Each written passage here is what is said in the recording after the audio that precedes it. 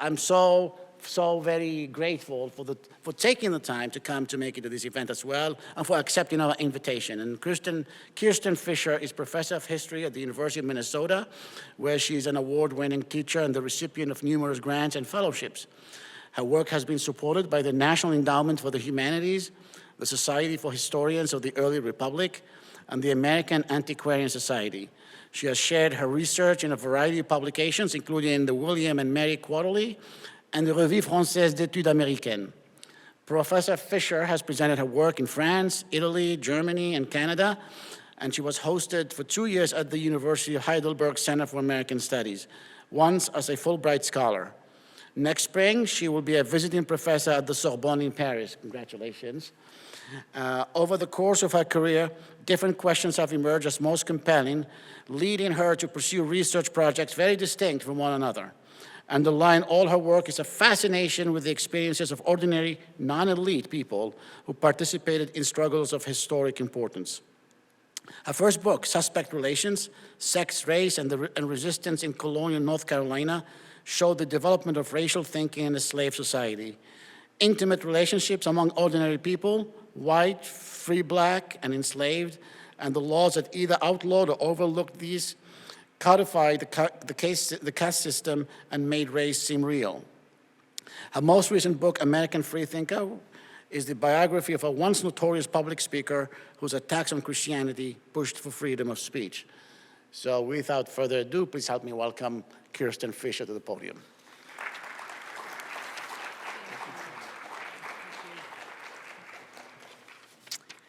Good evening, everyone. It's such a pleasure to see you. Thank you, Anouar, for that kind introduction. It's such an honor to be here. I thank you, Anouar, for inviting me. Thanks also to Lucille Smith and Neil Jandreau for your hospitality. And in fact, all of you have shown me such a warm welcome already in the reception. It's really, really great to be here. And I think it's a very special forum that you have that includes people from the general public, as well as undergraduate students, and faculty and people who are interested in many different kinds of things, who come here to have encounters and conversations. I think that's really special. Terrific center to have. My talk today is about freedom of religion. Actually, it's about how hard it was to achieve freedom of religion in the early United States. Many think that European colonists came here for religious freedom, perhaps you are among them, and that at the very latest, the First Amendment to the Constitution surely achieved it.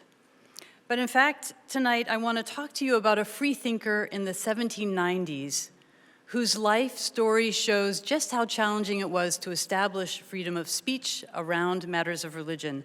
And I would also like to say right up front that freedoms then, and perhaps also now, are really only as real as their enactments. You have to find people willing to enact their rights in order to make them real. And in the case of the early republic, that had to be done by people in the religious minority, and it came sometimes at a great personal cost. You know what else?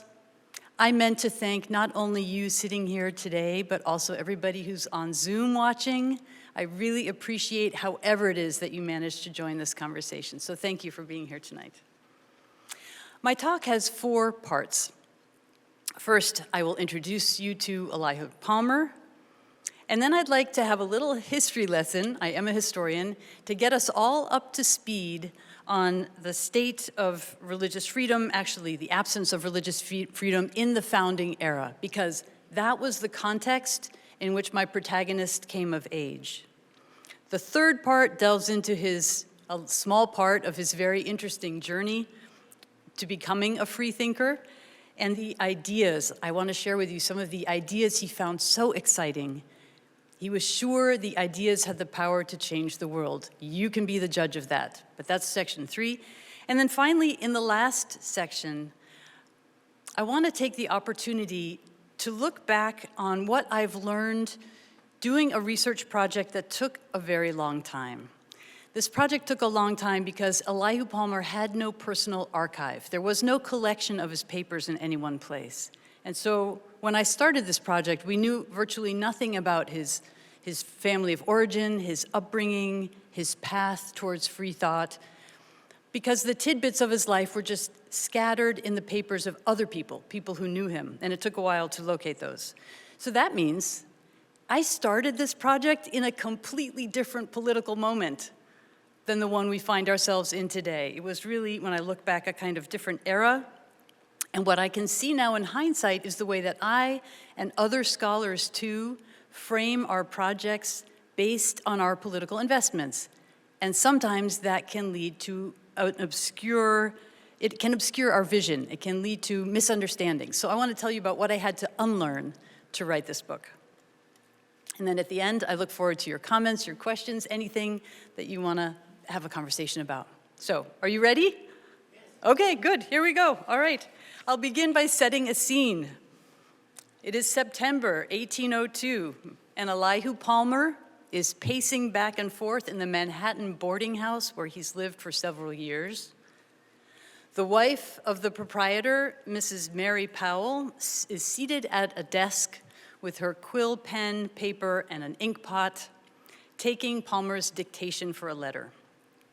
She often writes for Palmer because he is entirely blind, having lost his eyesight to yellow fever 9 years before.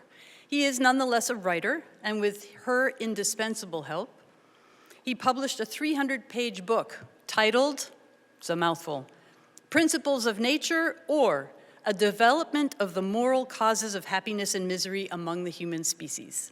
No small topic.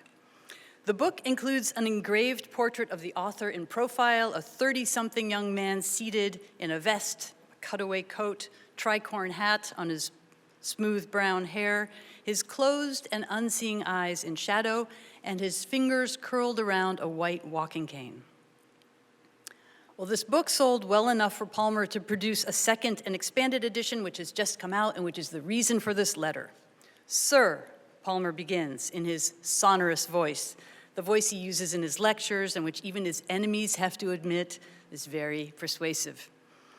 I send you a copy of the second edition of my Principles of Nature. I beg that you would accept of it as a mark of that profound respect which I entertain for preeminent value, talents, and virtue.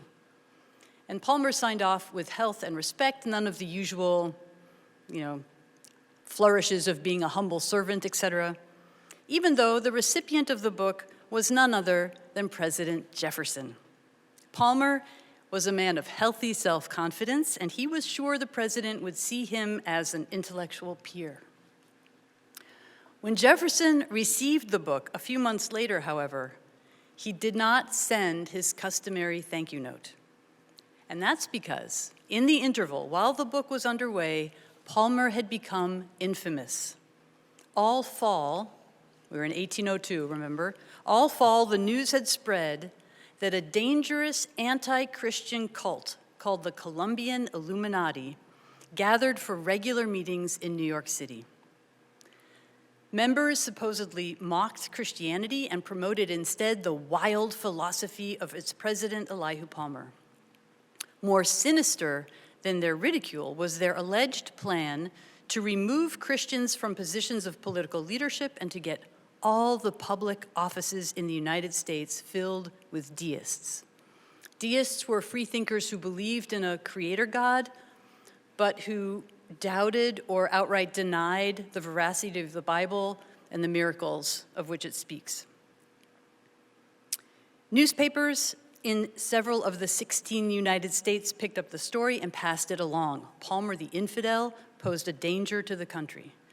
No way did President Jefferson wish to be caught exchanging friendly words with this man. The opposition press would have jumped all over it.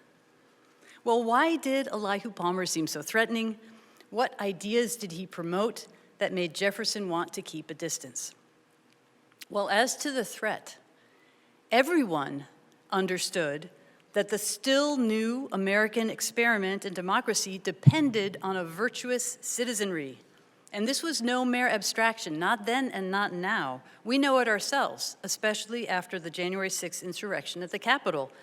For a democratic republic to work, citizens must choose to follow the law, abide by norms of civility, and respect the institutions of democracy. And in Palmer's day, too, people understood that only upstanding citizens would make those choices. But in contrast to today, most Americans back then assumed that morality required a religious foundation. The Protestant majority viewed human beings as inherently sinful and selfish and always drawn towards their own self-interest, so that only, this was the idea, only the fear of a judging God and of eternal punishment in the afterlife would be enough to persuade people to take the ethical course. So in this way of thinking, then, any effort to reduce traditional faith must therefore result in moral anarchy, the same moral chaos that people believed had created all the bloodshed in revolutionary France.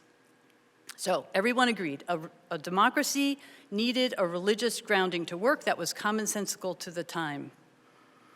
So even though a religious pluralism flourished, and Protestant denominations in particular proliferated at a remarkable rate, and maybe even because of this irrepressible diversity, some feared it could turn into a religious free-for-all, and even maybe an outright attack on religion. And that's why religious conservatives worried that a cabal of New York freethinkers could, in fact, be so powerful as to unravel the moral fabric of the nation. Well, Elihu Palmer had very different ideas about the relationship between religion and a free society. And in fact, he believed he had a better grounding for morality, one that did not require a shared religious faith. He was very eager to talk about these ideas. And I'll get to these ideas in a bit, but one of my main points here today is that his life story highlights something we sometimes forget, namely that freedom of religion and freedom of speech about religion, these things were not automatic. They were not natural. They were not a foregone conclusion in the early United States. And the First Amendment did not guarantee freedom of religion or free speech about religion. And instead, these were hard-won accomplishments that came when individuals made their freedoms real by enacting it. And in my view, Elihu Palmer is worth knowing for this alone, for his insistence on speaking out. And his life story is remarkable, given the hard knocks he received and the ways in which he rebounded time and again. He didn't intend to become a flashpoint for the nation's first culture wars. He certainly did not enjoy being slandered and shunned as a dangerous infidel. But once he found himself there, he leaned into it. He leaned into his role as a public freethinker, asserting his right to speak freely in public spaces. And if you read the book, you will see that it certainly is my conviction that he had tenacity and resilience and much talent. And he was driven by the idea that he held the key to human happiness and that it was his duty to share it. You've now made it through the first part of my talk. Now comes part number 2. I'd like to back up a bit in my role as a historian. I feel obliged to look at the condition of religious freedom at the time.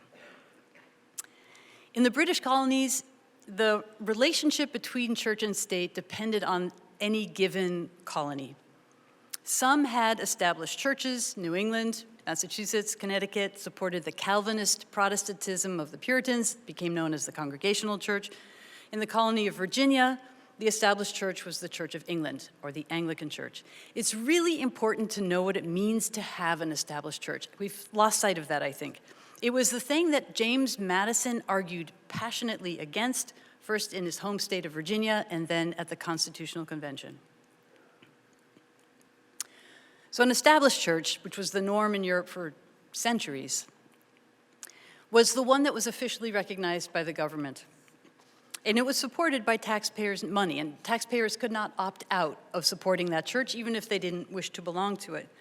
But more dramatically, established churches could call upon law enforcement and the court system to enforce their rules.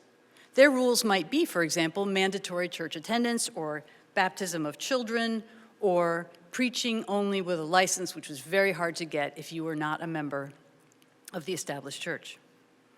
And people who did not comply with church laws could receive very real punishments: jail time, public flogging, even land foreclosure for not paying one's church tithes. Imagine, these are very real punishments. They're egregious. And James Madison was appalled. He was just back from college. Imagine him as a 20-something young man, just back from the College of New Jersey, now has a different name, you might know it, when he heard of Baptist ministers in his home county who suffered these violent public assaults from sheriffs who attacked them while they were preaching in front of people and then put them into jail for months at a time. The victims called it persecution, but in fact, it was completely lawful. Madison, in his 20s, repeatedly went to court in defense of these Baptist ministers, and he very soon, as a young man, got a reputation as someone who championed religious freedom. So I hope it's clear now why having a church establishment is not an innocent matter. It poses a problem for freedom of religion. And yet, when it came time for the individual states in 1776 to create their own new state constitutions, most of them kept in place the religious restrictions that they had had as colonies. For example, religious tests for public office. So if you wanted to hold public office, in 8 states you had to profess to being a Protestant, and in 3 others you had to be a Christian, so you could be Catholic in those 3.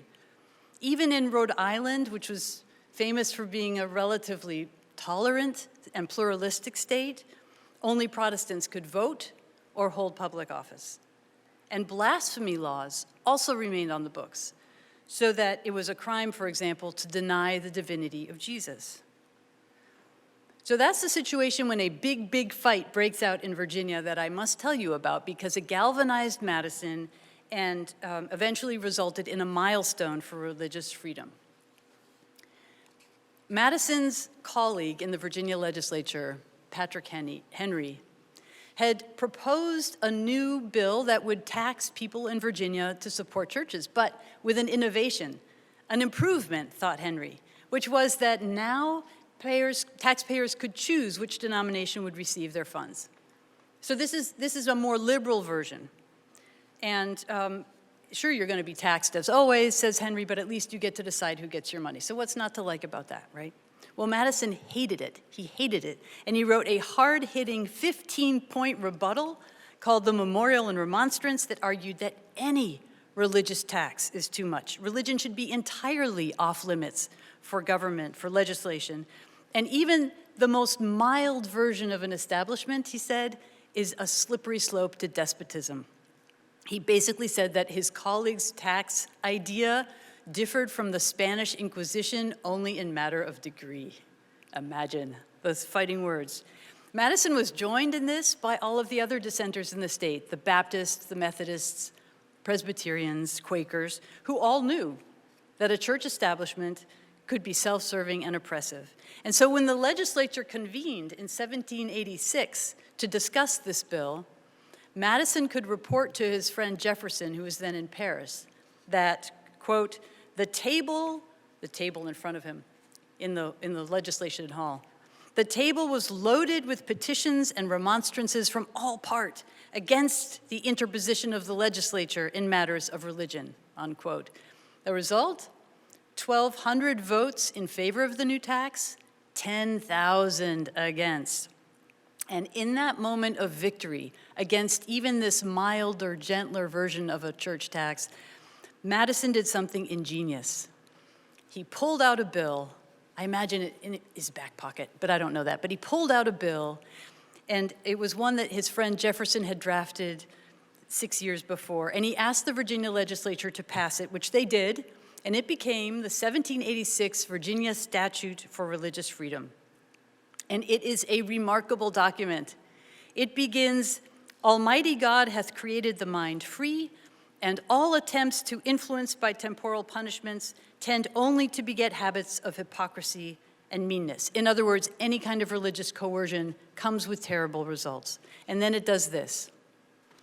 Be it enacted by the General Assembly that no man shall be compelled to frequent or support any religious worship, nor shall otherwise suffer on account of his religious opinions or belief, but that all men shall be free to profess and by argument to maintain their opinion in matters of religion, and that the same shall in no wise diminish, enlarge, or affect their civil capacities.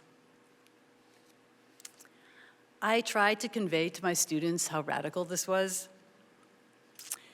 It's a right not only to think your own thoughts in private, but to defend them in public without any punitive repercussions or infringement of civil rights whatsoever. It's still a radical idea.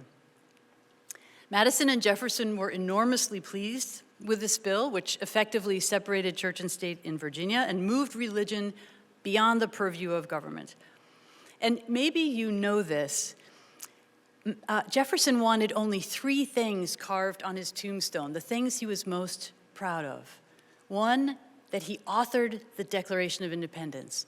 2, that he founded the University of Virginia, which, by the way, was an entirely secular university with no religious instruction at all. And thirdly, the Virginia Statute of Religious Freedom. And he had reason to be proud. He understood that the statute was path-breaking.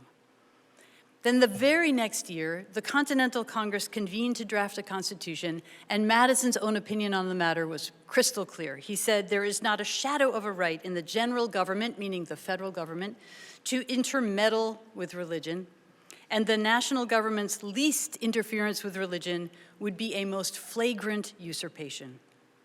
Not only that, he hoped that this principle would be applied to the states as well. And he proposed this amendment: "No state shall violate the equal rights of conscience." No state shall violate the equal rights of conscience. And Madison said that this was the most valuable amendment on the whole list. And it passed in the House, but it failed in the Senate. And only in the 1940s did the Supreme Court decisions begin to apply the First Amendment to the individual states, 150 years after Madison proposed it. So back to the First Amendment. It says, "Congress shall make no law respecting an establishment of religion or prohibiting the free exercise thereof, or abridging the freedom of speech or of the press, or of the right of people peaceably to assemble and to petition the government for a redress of grievances." In my classes, I sometimes get people to say that in a big chorus out loud. It's really fun. So clearly, the First Amendment, though, restrains only the federal government. Congress shall make no law, the federal government, from tangling with religion, and individual state legislatures could continue to make laws regarding religious matters. Meaning, of course, that the states could continue to persecute its citizens for crimes such as blasphemy, for example. So freedom of religion was aspirational at this point. It was on the table as a goal, at least for some people, but it was not a guaranteed reality. And there wasn't even universal agreement that this would be a good thing, that it would be a public good to have full freedom of religion. And in this uncertainty, Elihu Palmer came of age.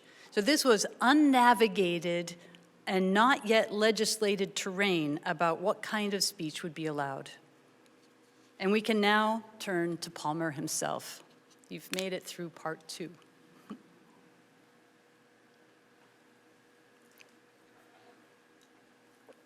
Elihu Palmer grew up in a small farming town in Connecticut, and he probably couldn't wait to try something else. At least that's what I thought when I finally found his tiny village of origin. I drove around the small towns of eastern Connecticut in my little rental car, and I explored the ancient cemeteries until I found his family plot. And the day that I found the right Palmers in a tiny town called Scotland, Connecticut, I knew I'd struck gold, because now I could go to the state archives and look up the church records and the land records of this little village and learn about his family of origin. And I even found the manuscript diary of his childhood minister, which is awesome. Palmer's big break from his little town came when he attended Dartmouth College with plans of becoming a congregational minister. And then at his first probationary post on Long Island in the late 1780s, he met a physician who was bursting with excitement about ideas that he wished to discuss.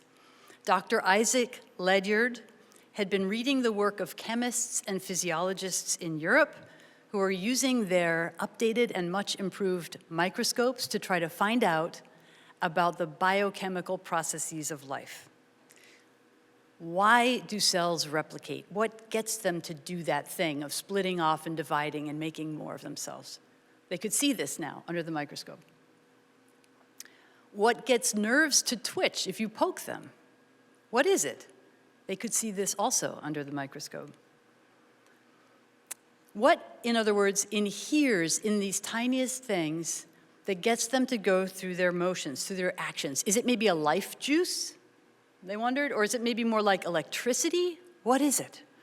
These questions were all the rage among scientists. Well, Dr. Isaac Ledyard in Long Island decided it was a divine life force that infuses all the tiniest particles of matter and gets them to go through their endless permutations that make everything that has ever existed. He believed the cosmos consisted entirely of matter in motion, matter in eternal motion. There was nothing else beyond that. And he even published an essay about this, but anonymously, of course, so as not to in any way ruin his reputation as an upstanding Christian gentleman. But he wanted to have conversations about this. And in his conversations with Elihu Palmer, Palmer was smitten by this idea. I think he was persuaded by it. But he took these ideas in a particular theological direction. If matter is eternal, and if matter is all there is, do immaterial souls really spend eternity in an immaterial place called heaven? So you can see what happened here. You can see what happened here. So for a while, he tried to combine these fascinating ideas about matter with a liberal Protestantism that moved away from a focus on sin and hell. He loved to preach. He loved being in the pulpit. He didn't really want a new job. He just wanted to be able to think differently about religion and matter from a skeptical viewpoint. He began to say that the best way to honor God was not to focus on one's own sinfulness, but to be joyful and celebratory and grateful, to go outside, to take part in innocent festivities. In other words, to be as happy as possible. And he spoke less and less about Jesus and not at all about the biblical miracles. His congregation noticed, and then they fired him. Palmer began to move around, preaching as a guest minister in any pulpit that would have him, and willing to say that Jesus was morally perfect and entirely human. And he must have been a fine speaker, because everywhere he went, he began to organize little groups of freethinkers who would gather to listen to him talk. He talked uncountable churches into letting him speak from their pulpits in this way. And in Augusta, Georgia, he even got equal time with the actual minister there, an Episcopal church.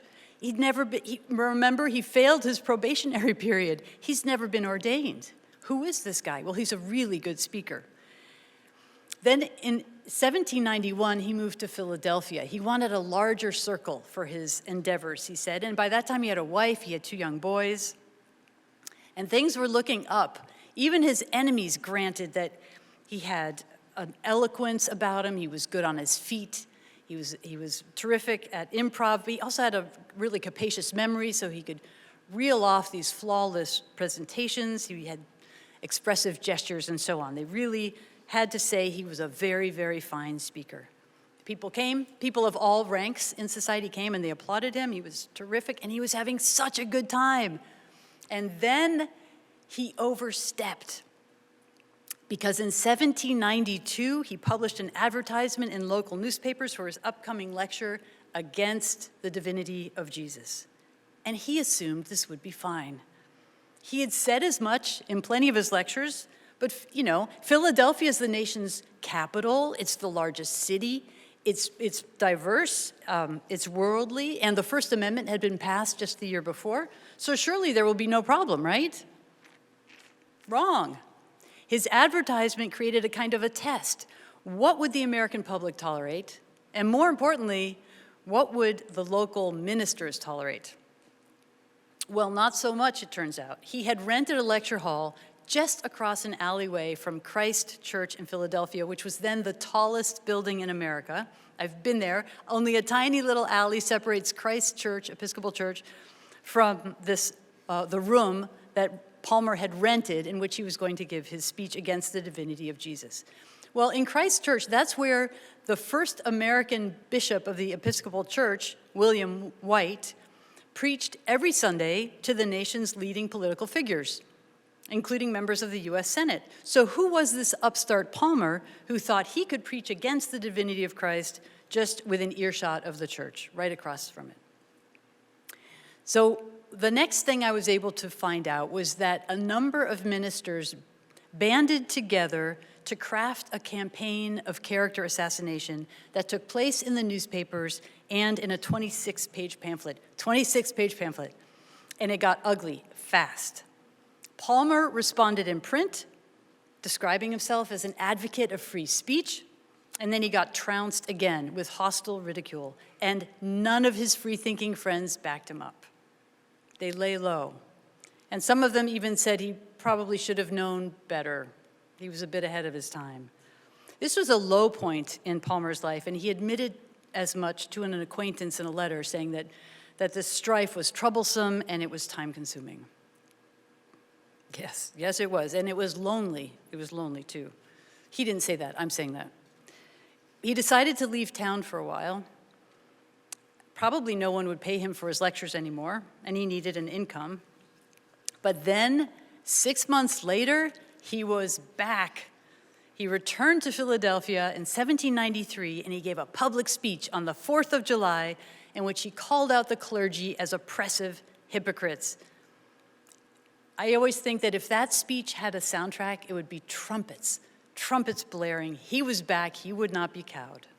So good for him, you might say, except that a few weeks later, a strange illness started sweeping through Philadelphia. People sickened terribly. They died within days.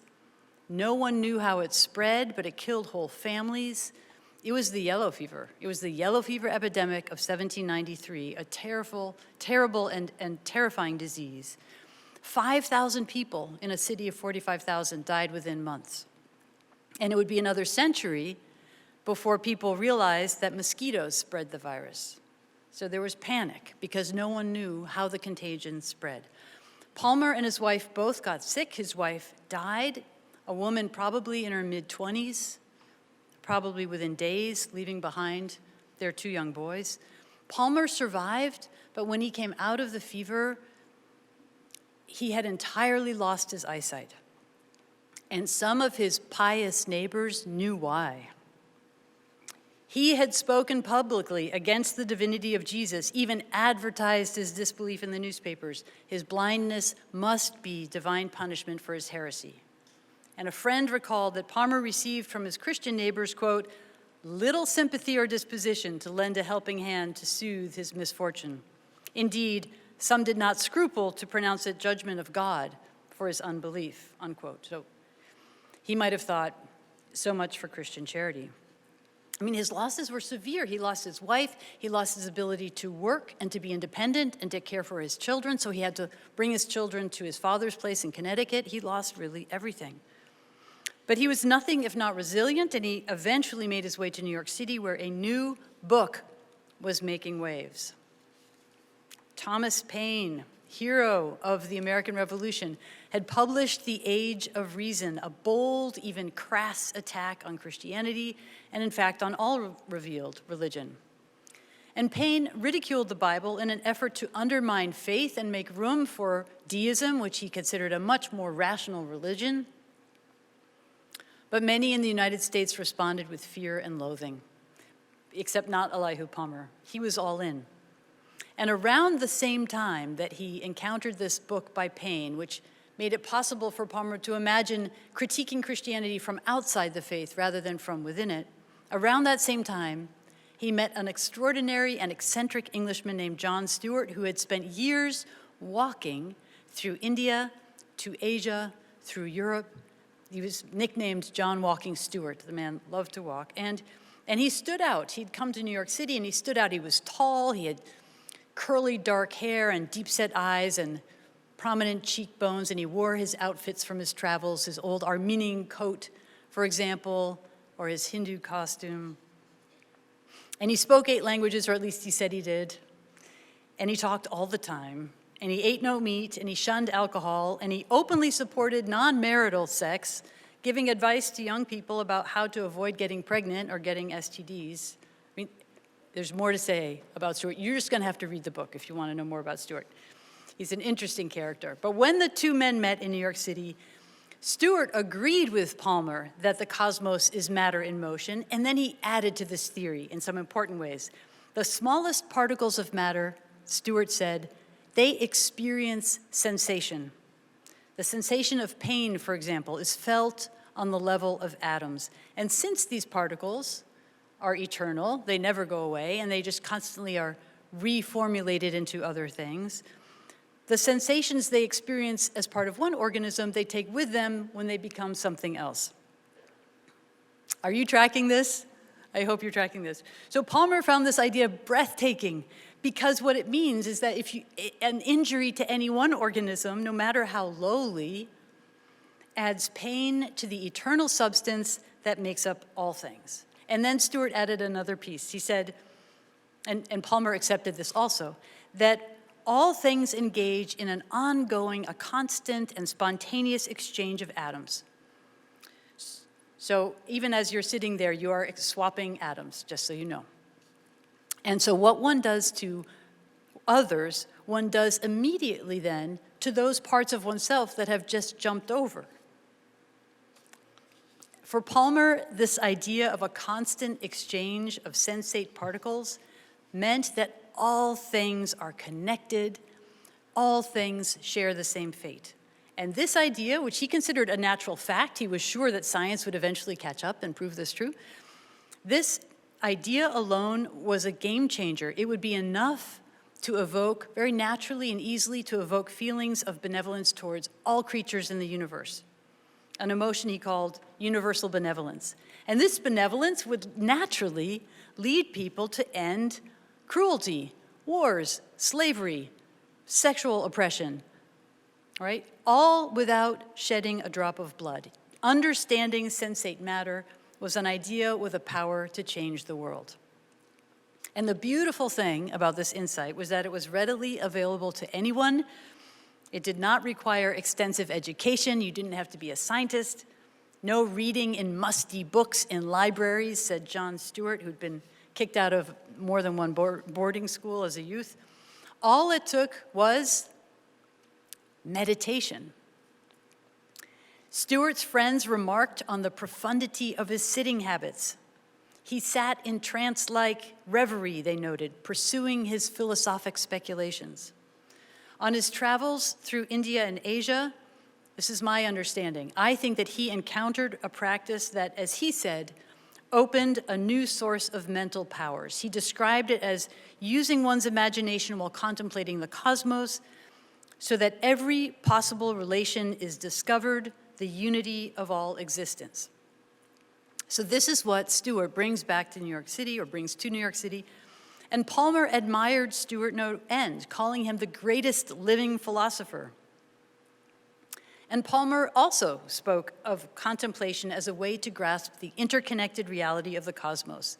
A shift in perspective, he said, that would, quote, extend the circle of man's moral affections and duties to include the whole animal world and exclude acts of cruelty. So there you have it. 200 years before modern-day radical ecology, Palmer understood, or believed he understood, that the interconnected nature of all things would be enough to change human behavior. And this is what his book shared in 1801, and then the following year, as you already know, he was tarred as the unpatriotic atheist who headed up the New York Illuminati. Now, no radical moment in the early republic is ever really complete without Thomas Paine, and in that same fateful year of 1802, just as the Illuminati conspiracy was making the newspapers, Paine returned to the US after having been gone for 15 years. He looked forward to a visit with his old friend, Thomas Paine. Oh, but except that he looked forward to a visit with his old friend, Thomas Jefferson, except that Jefferson was now in the White House. And Jefferson had no wish to fuel the opposition press by embracing the likes of Thomas Paine, author of The Age of Reason, which had hammered Christianity. I mean, the Federalists had already denounced Jefferson as a dangerous infidel. Nobody knew if the new republic would survive such a thing, such a president in the White House. So Paine waited around, disappointed, for a few weeks in Washington, D.C., and then he went up to New York City where he met Elihu Palmer. The two men had already corresponded about Palmer's book. As you know, Palmer had sent the book to Jefferson. That was the letter with which I began this evening. But by the time the book arrived in December, Palmer had become as much a political liability as Paine. Jefferson kept the book. We know it. We have it still in the Library of Congress. He kept the book. He may even have read it, but he did not pen his customary thank you note. And he was good about his thank you notes. So imagine this. The author of the Virginia Statute for Religious Freedom, the man who loved to think skeptically about religion and who was, as I said, very good about his thank you notes, chose not to engage with freethinkers, like Paine and Palmer. He chose caution instead. And any modern-day politician would understand. I mean, appearances of piety remain relevant today, almost mandatory, don't they? I mean, every time we have a presidential election, we have to hear about the faith of every individual candidate. Candidates feel compelled to announce their faith of whatever kind. So we now have a de facto religious test for public office at the highest level. And I do wonder if Jefferson could see us today, would he wish he had set a stronger precedent for religious freedom and also freedom of irreligious speech while he held the nation's highest office? So, we have now arrived at the last and shortest part of the talk, in which I want to offer you a little look back over what I've learned studying free thought. How are you? Are you all right?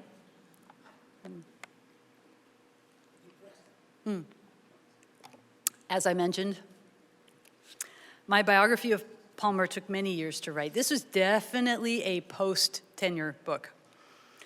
But one of the benefits of taking a long time with a project is that I can now look back on the beginnings of my research and see how I framed it during a very particular political moment. I started thinking about religious free thought during the years when George W. Bush was president. At the time, President Bush spoke openly about his faith as a born-again evangelical Christian. He opened staff meetings with fervent prayers.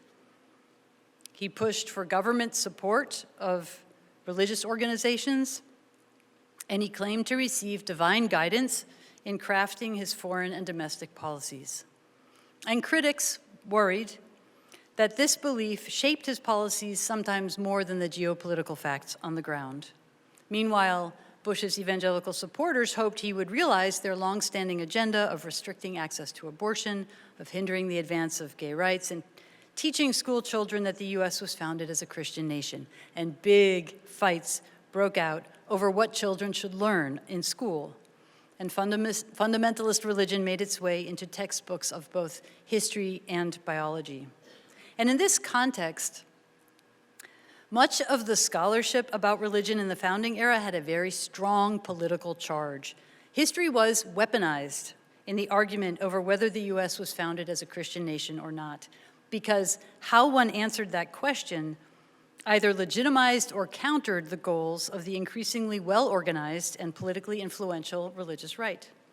And I was partisan myself, alarmed by the political situation, eager to find forerunners in the founding era who showed unambiguous support for the separation of church and state. In other words, even before I began my research, I was invested in certain storylines that could counter the providential histories that were on the rise.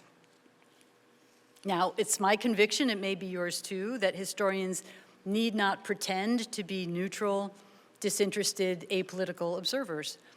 But in my case, the polarization of American religious history both energized me and got in the way, at least initially, of being able to understand archival evidence I did not expect and found puzzling. I had to unlearn some ideas to write this story about Elihu Palmer. When I began my research, there were three narratives that were commonplace in the scholarship on free thought. The first was that religious freethinkers definitely and absolutely rejected miracles and divine revelation. They did not believe that a deity intervened in human affairs to change the course of history. I'll call this the anti-miracle narrative about free thought, free thinkers. And this narrative contained kernels of truth. Some free thinkers did indeed reject biblical miracles and the supernatural doctrines of Christianity. And the archetype of this kind of free thinker is Thomas Paine, although Thomas Paine did believe actually in providential intervention in human affairs. Far more commonly, people engaged in free thought from within religious frameworks, and this was something I had to learn to see. Take the Unitarians, for example, who took issue with the doctrine of the Trinity, but still believed the Bible was revelation and that its miracles had occurred. They understood themselves as heterodox, miracle-affirming Christian freethinkers. So I had to understand that freethinkers need not be anti-religious. Plenty of them existed within religious traditions. The second narrative I had to unlearn said that freethinkers championed diversity of religious opinion. I'll call this the tolerance narrative. And there's some truth here as well. Jefferson and Madison strongly endorsed the right to hold and publicly defend any religious conviction without penalty. But the argument for freedom of conscience did not always translate into generosity toward opposing religious opinions. And I can understand it. Freethinkers were in a tiny minority. They felt embattled. They did not feel required to offer respect to the religious beliefs of others. Not that mainstream religious believers were any more tolerant, to be sure, but I did have to notice that even the most liberal religious freethinkers expressed hateful derision towards others and did not seem to welcome a kind of pluralism of religious opinion. The third narrative assumed that religious freethinkers favored an emancipatory politics, meaning greater social equality, expanded political participation. I'll call this the pro-democracy narrative about freethinkers. And I admit that this third narrative was the hardest for me to give up. It was the stickiest, because for a long time I thought that Palmer's ideas of singular, lively matter also contained a radical politics. Since we're all made of the same stuff, any differences of race or gender or class or anything else, they're illusory, right? They're illusory.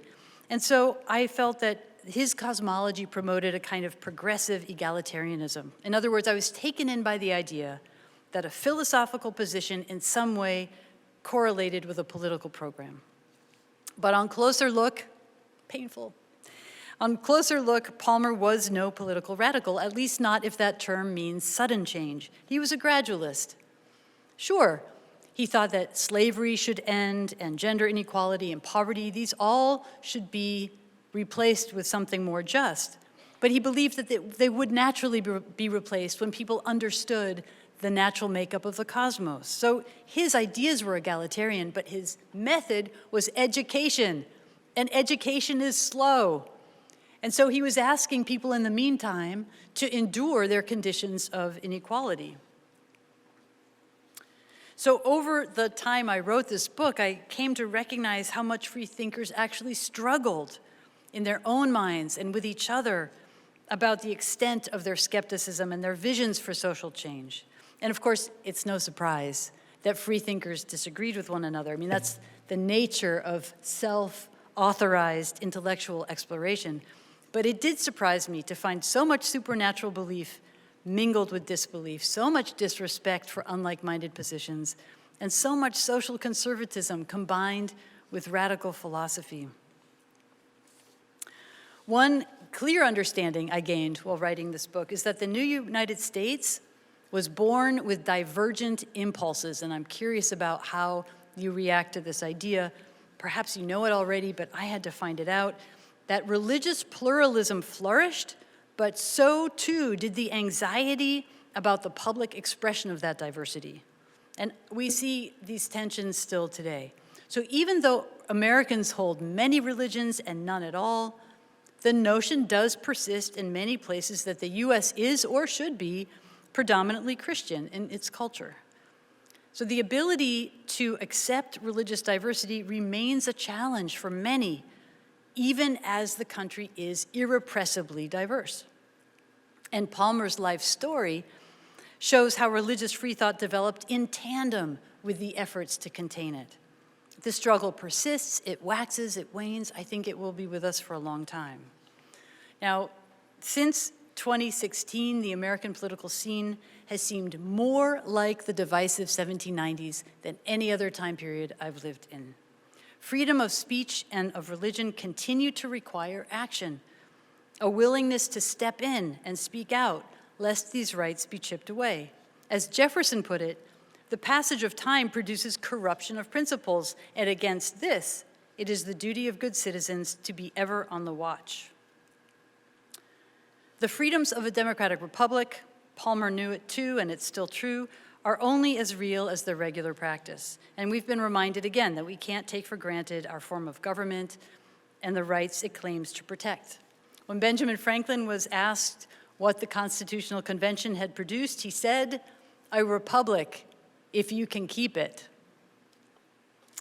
I'll conclude by saying that I appreciate Elihu Palmer because he was reaching for new answers to pressing questions. How to achieve social justice and equality without incurring violence, without incurring bloodshed, radical transformation without bloodshed. How to have a shared morality, an ethics of sorts, without a shared religious foundation. And finally, how to recognize the interdependence of all life on planet Earth.